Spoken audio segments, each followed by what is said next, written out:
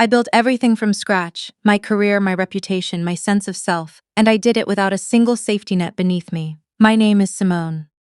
I'm 31 years old. I work as a forensic accountant for a mid-sized firm in Toronto, and until about 8 months ago, I genuinely believed that if you worked hard enough and stayed honest enough, the people around you would eventually respect that. I don't believe that anymore, but I'm getting ahead of myself. I grew up in Sudbury, Northern Ontario. My parents ran a small hardware store for 22 years. We weren't poor, but we weren't comfortable either. We were the kind of family where a broken furnace in January meant everyone slept in the living room for a week because we couldn't afford the repair bill until the following paycheck.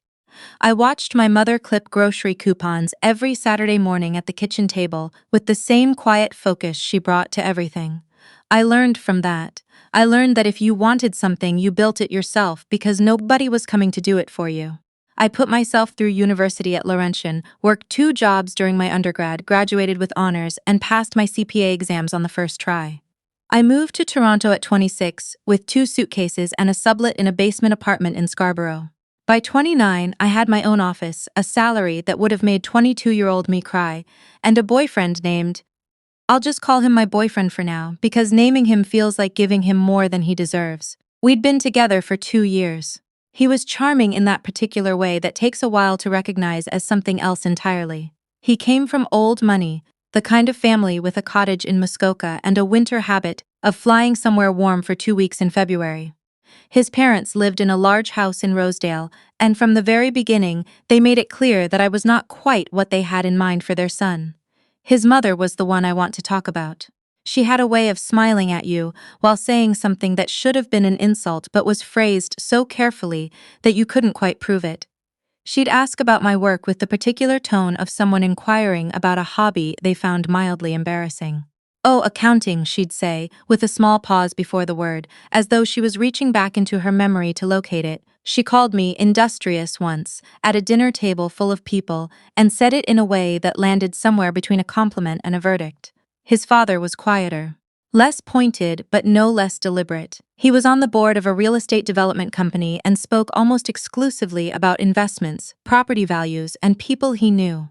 I was never in those conversations, I was adjacent to them. The dinners at their house started about 6 months into my relationship. Every few weeks, sometimes more, always on a Sunday, always at their home. I would bring wine, always good wine, because I knew enough to know that the label would be scrutinized, and I would sit at that long oak table and I would be perfectly pleasant and perfectly professional, and it never seemed to matter. The first time it happened, I thought I was coming down with something. We'd had a roast at their place, beef tenderloin, expensive and perfectly cooked, served by the housekeeper they'd had for 15 years. I'd had 1 glass of wine with dinner, maybe half a glass more during dessert. I wasn't drunk. I don't get drunk on a glass and a half of wine. I've never been a light drinker, and I know exactly what my own body feels like when it's had too much. This was different. I remember feeling a heaviness settle into my limbs sometime around 9:30. Not tiredness, something more like the sensation of the room softening at the edges. I thought maybe I was just tired from a long week. I excused myself to use the washroom and stood at the sink for a moment, hands braced on the cool porcelain, looking at myself in the mirror. My eyes were slightly unfocused. Not glazed, but slower than they should have been. I went back to the living room and sat down on the couch, and I don't remember the rest of the evening. I woke up in the guest room. The ceiling was unfamiliar for a moment, and then I placed it, the toilet wallpaper, the antique vanity in the corner. His parents' house. I was still in their guest room. It was after midnight, according to my phone. I sat up and something felt immediately wrong. Not physically sick, just off. I looked down at myself. I was still dressed, but my blazer had been folded neatly over the chair by the door, and my blouse, a white button-up I'd worn specifically because it was professional and pressed, had 2 buttons fastened in the wrong holes. Not all of them, just 2, near the middle. Like someone had been through it and hadn't quite managed to put it back the way they found it. I stared at that for a long time. My boyfriend appeared in the doorway and said I'd passed out, that his parents had put me to bed, that everyone was a bit worried. He said it in a light way, the way you'd talk about a slightly embarrassing but ultimately harmless situation. He said maybe I should slow down on the wine next time. I had not had too much wine. I didn't say anything. I got up, found my bag, said good night, and he drove me home. In the car, I kept my hands in my lap and stared at the highway and did not say a single word about my blouse. I didn't go to the hospital that night. I know, I've heard it from people since, and they're right. I should have gone immediately. But I was running through it in my mind and I couldn't make it form into something I could say out loud. I suspected something. I couldn't prove it. And some part of me, the part that had been trying very hard for 2 years to be someone this family could accept, didn't want to believe what the other part of me already knew. I went home. I took a shower. I did not sleep. The following week, I started paying attention differently. I went back to their house 3 weeks later. I didn't want to go, but I needed to know if I was imagining things, and the only way to know was to go back and watch. I ate carefully that time, small portions, nothing I hadn't seen prepared. I nursed the same glass of wine all evening. I paid attention to every small thing, who poured what, who stood near my plate, who carried my glass from one room to another. His mother did that. Carried my glass from the dining room to the sitting room, handed it back to me with a smile. I felt the same heaviness at 9:15. I made an excuse about an early morning and left before I lost my bearings. Got into a cab because I didn't trust myself to drive. Sat in the back seat and watched the city go by and felt something cold and very clear settle into my chest. I went to a walk-in clinic the next morning and told the doctor I thought I'd been given something without my knowledge, twice, at the same location, and I needed a tox screen. The doctor, a woman maybe 10 years older than me who looked at me with an expression I recognized as someone taking a statement seriously, ordered blood work. The results came back 2 days later. Traces of a benzodiazepine, small enough to be deniable, not small enough to be incidental. I didn't tell my boyfriend. I sat with that information for 4 days before I did anything with it. What I did was call my colleague Yemi. She'd been a paralegal before she retrained as an accountant and she still knew people. I asked her, hypothetically, what someone would do if they found evidence of deliberate drugging. She stopped typing and looked at me. I told her it wasn't hypothetical. She told me to document everything and not to discuss it with anyone connected to the situation. She also gave me the number of a lawyer she trusted. I met with the lawyer the following Thursday. She was straightforward and thorough, and she told me what I needed to build a case, if that was the direction I decided to go. One of the things she told me was that I needed to understand why. Drugging someone required risk. Risk required motive. What did they want? I didn't know. But I had a theory. A few months earlier, my boyfriend had mentioned, casually, over takeout on a Tuesday night, that his father's development company was under some financial strain. Nothing dramatic, he said, just restructuring. I'd filed that information in the back of my mind and didn't revisit it, but I was a forensic accountant. Restructuring was a word that could mean a lot of things, some of them legal and some of them not. I started doing what I was trained to do: public records, incorporation filings, regulatory disclosures. The development company had a subsidiary I hadn't known about.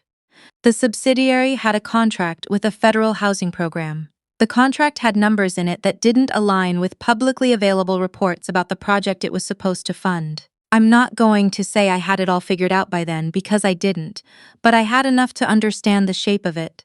Someone with financial training, who was connected to the family and who started asking questions, would be a liability. Someone who passed out at dinner, who appeared erratic or unreliable, who could be painted as someone with a drinking problem. That was a different kind of person entirely. They weren't trying to access my files when I was unconscious. They were building a narrative, something they could use if they ever needed to discredit me. That understanding came with a particular kind of cold fury, not the hot kind, not the kind that makes you want to throw something or say things you'll regret. The cold kind, the kind that makes you very still and very precise. I took 3 weeks, 3 weeks of careful, thorough, documented work. I pulled every publicly accessible record I could find. I spoke to the lawyer again. I contacted a journalist I knew from a professional association event 2 years earlier, someone who covered financial crime and who I trusted to understand what she was looking at. I gave her nothing yet.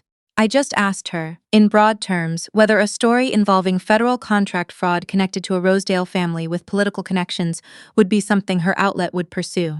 She said yes, without hesitating. I also started carrying a digital recorder, small, clipped to the inside of my jacket pocket. Legal in Ontario for personal conversations. I want to be clear about that. His parents were hosting a fundraiser, a proper one. Tickets, caterers, a photographer, about 80 guests. A charity event for a children's hospital foundation, which struck me as darkly ironic.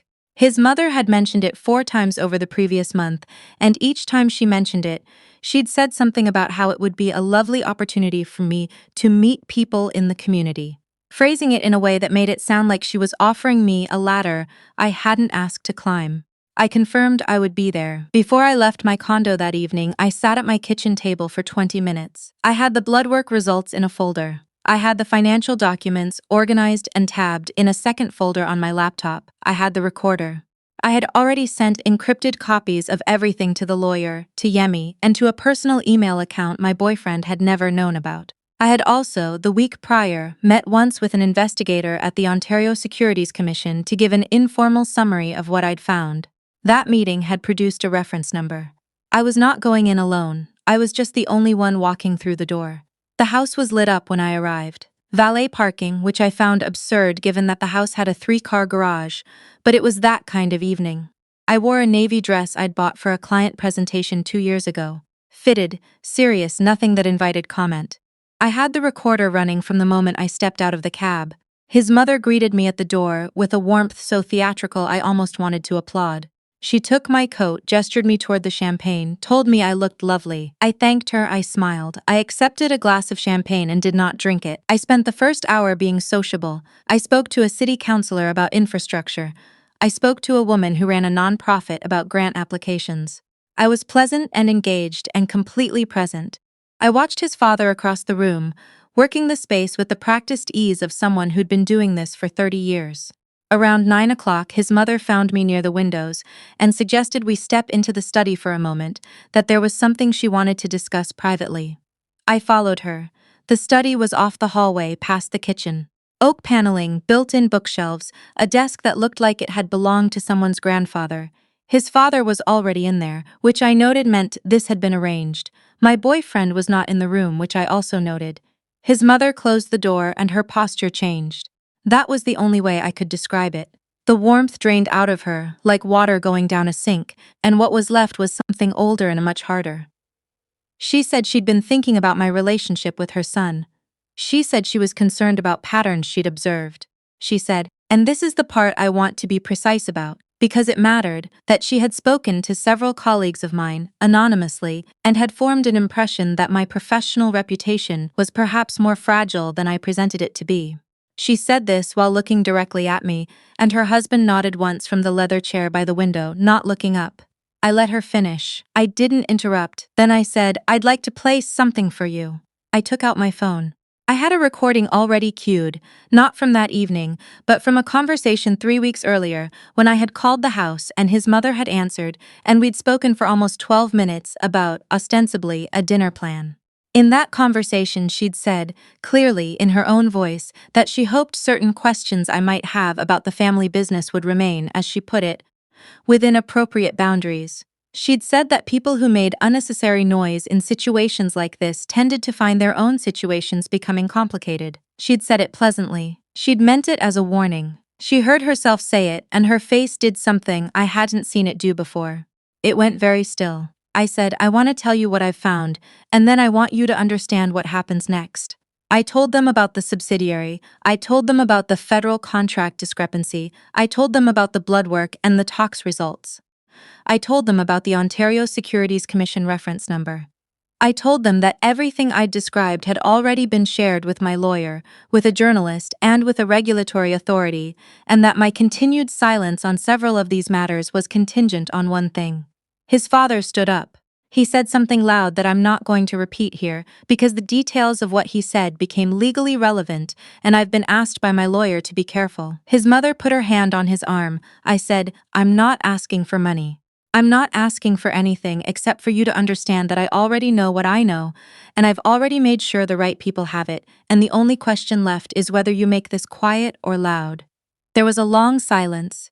I left the study and went back to the party. I found my boyfriend near the bar, talking to a couple I didn't know, and I said I needed a moment. I walked him into the hallway, and I told him clearly and without anger that I was ending the relationship, that I knew what had been happening at his family's dinners, that I had medical proof, and that if he had any further contact with me that wasn't facilitated through my lawyer, I would treat it as harassment. He started to say something and I shook my head and he stopped. I got my coat, I got into a cab. I texted Yemi from the back seat. Done. Going home, she replied. Proud of you. Call me tomorrow. The OSC investigation was formally opened 6 weeks later. I was contacted by a detective with the OPP's Financial Crimes Unit about 8 weeks after that. The Federal Housing Authority launched its own audit 2 months after I'd submitted my documentation to the journalist, who published a story that was careful and factual and devastating. His father resigned from the board of the development company within a week of publication. The subsidiary's contract with the federal programs was terminated pending review. His mother was never charged with anything related to the drugging. I want to be honest about that. The evidence was enough for me and enough for my doctor, but not enough to survive a criminal threshold. What it was enough for was a civil suit, which my lawyer filed on my behalf and which was settled, quietly, with a confidentiality clause I am not in breach of by telling this story in the general terms I've used here. I am still a forensic accountant. I am still at the same firm. I got a promotion 8 months ago that I am fairly certain has nothing to do with any of this, but which arrived at a moment when I needed to be reminded that my work speaks for itself. I am not with anyone right now. I am okay with that. I have a good apartment in the east end of the city with high ceilings and south-facing windows, and on Sunday mornings I drink coffee at my kitchen table and clip nothing, because I can afford not to, and because I earned that. What I want to say to anyone listening, anyone who has sat at someone else's table and felt like a guest who was always one mistake away from being asked to leave, is this: keep your records, get the blood work, call the lawyer before you think you need one. Don't wait until you're certain, because by the time you're certain, they've already had months to prepare. I wasn't the person they thought I was when I walked through their door. I just took a while to show them that.